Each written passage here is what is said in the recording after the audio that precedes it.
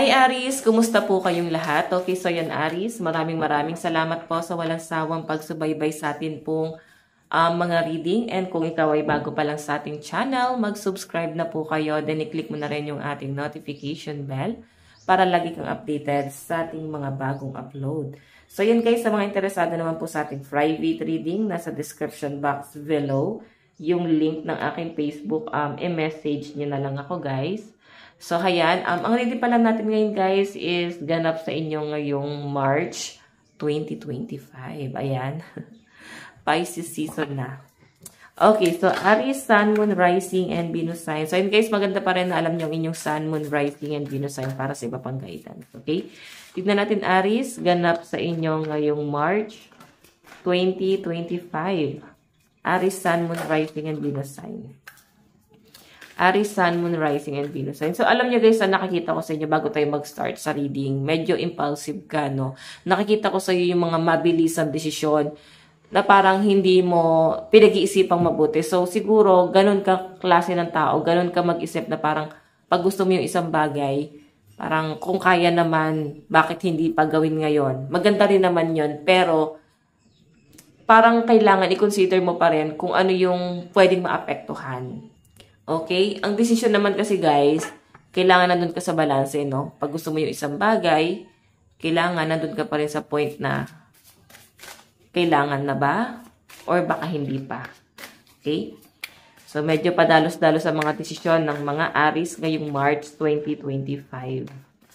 Okay, Aries, ayan no, 7 of Pentacles. Kasi okay yung finances nyo eh. So, nakikita ko sa inyo, Aries.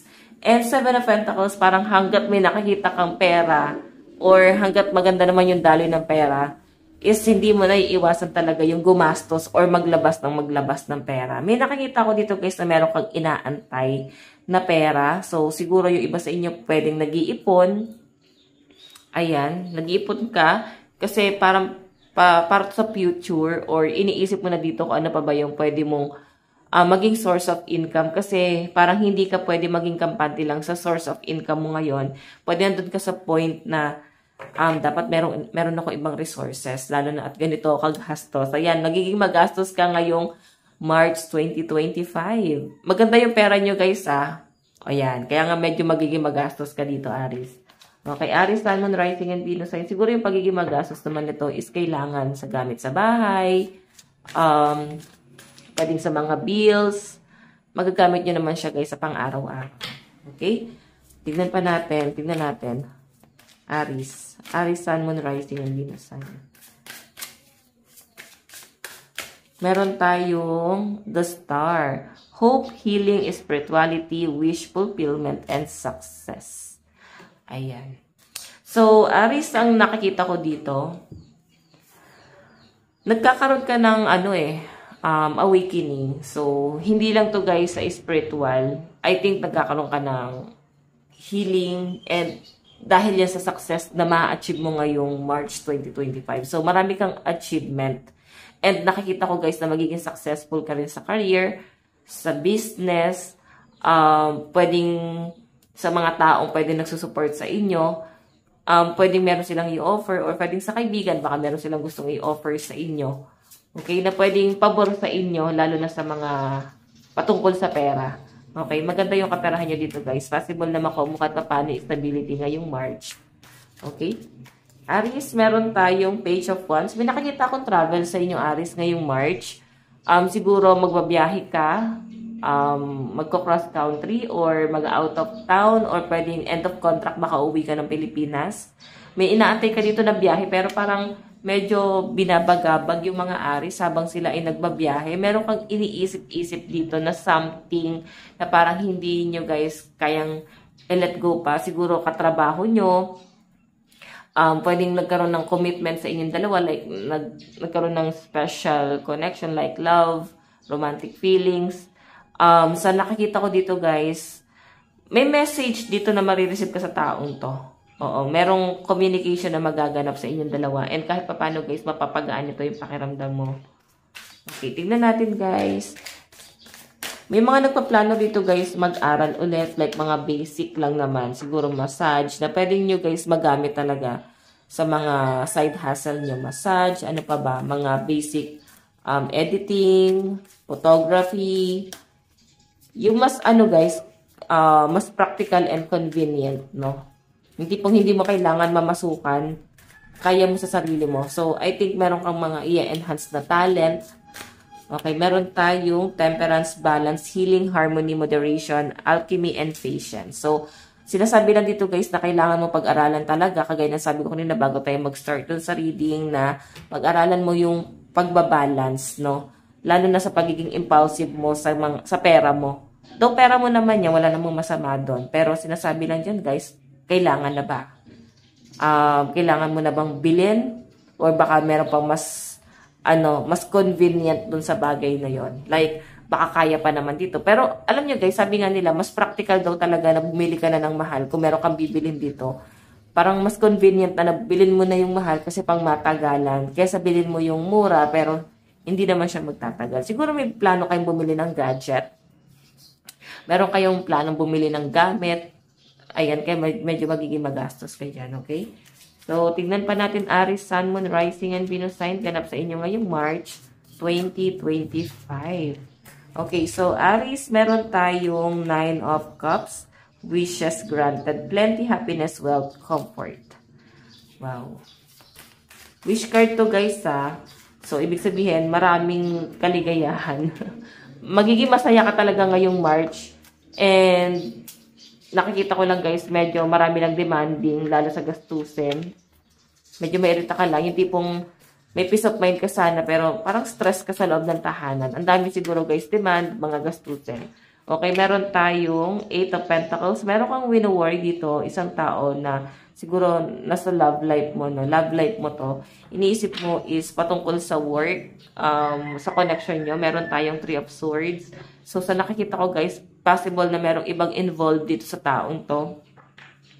Ayan, no? Merong ibang involved sa kanya. I think parang nilagay kanya sa third party or komplikado. Like, meron ng special connection sa inyong dalawa eh. Tapos parang meron pa siyang ibang pino-pursue.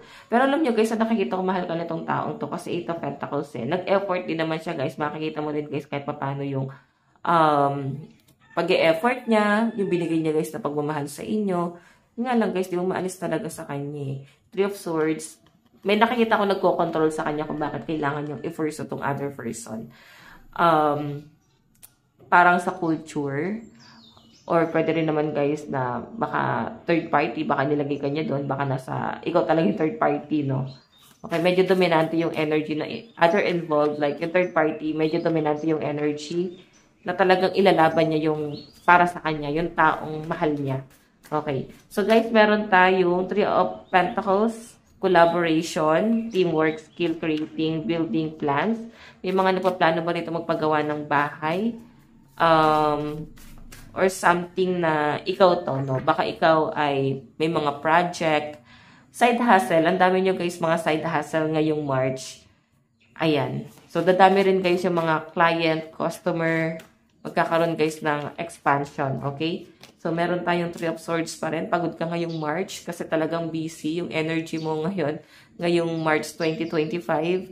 So, nakikita ko sa mga Aries dito guys, no? Expect mo na pagod yung katawan lupa mo talaga. Ang dami nyo guys ganap. Ayun, pasensya na guys sa motor, no? Parang ang daming ganap dyan. Okay? So, tignan natin guys yung advice. Wait lang. Aries, Sun, Rising, and Venus. Okay. So, medyo na-stress yung ibang Aries dito, no, ngayong March. Kasi parang kahit hindi nyo guys responsibility, parang obligado kang gampanan yung responsibilidad na yan. Kasi kung makita nyo guys, 3 of Pentacles tapos 3 of Swords, no. Parang, parang medyo pagod ka na, medyo gusto mo na magreklamo dito, pero wala kang magawa. Wala kang ibang choice, kundi tumulong. Naiirita ka na sa mga nangyayari. Okay, tignan pa natin. Okay, pasensya na sa mga dumadaang sasakyan guys. Expect nyo na umagat hapon ang lakas ng ano dito. Ang dami sasakyan na dumadaan. Okay, so tignan natin guys advice para sa mga Aries. Ayan, ito. Choose love. Mas piliin mo yung peace of mind, mas piliin mo yung love, or mas piliin mong magmahal, mas piliin mong umunawa, or sabi kasi nila guys, kung paiirali mo yung love sa isang sitwasyon, mas may peace of mind kayo. Tipong papahabain mo yung pasensya mo, parang unawain mo na lang, hayaan mo na lang. Kasi wala ka na rin magagawa. Pwedeng dati gumawa ka naman guys ng hakbang pero wala naman nangyari. Hindi naman guys nagbago or walang nagbago, walang nangyari. So sinasabi rito guys, mas piliin mo na lang unawain yung isang bagay para mas maintindihan mo bakit ganun yung nangyayari. So I think mas magkakaroon na expansion and mas lalawak yung pag-unawa mo. And yun yung kailangan nyo guys gawin. Baka medyo mainitin ang ulo mo ngayong March. So meron tayo guys yung basahin natin. If you're struggling with an obstacle or conflict, choose a path of love, suffering, death, and frustration all transform in the presence of love. So show your love courageously, show your love openly, show your love with no string attached. It's safe to give and receive love. In fact, if you have a hard time with self-love, start outside yourself and work your way in. Showing love to others can be gateways of loving yourself. So, tama yun guys. Ito yung like ko sinasabi sa iba, no? Ewan ko lang kung nasabi ko na rin dito sa dami ng video na nagawa natin, no? Sabi dito guys na, ayan no, mas piliin mong magmahal. And kung ikaw naman daw ay napofrustrate sa pag-self-love, kung ikaw ay single, siguro yun nga, try mong mag-unwind, lumabas, mag-try ng something new, okay, sa buhay mo. Okay, so, Aries, ito lang po ang inyong reading, monthly reading, ngayong March 2025. Again, maraming salamat. God bless and love you all. Bye-bye!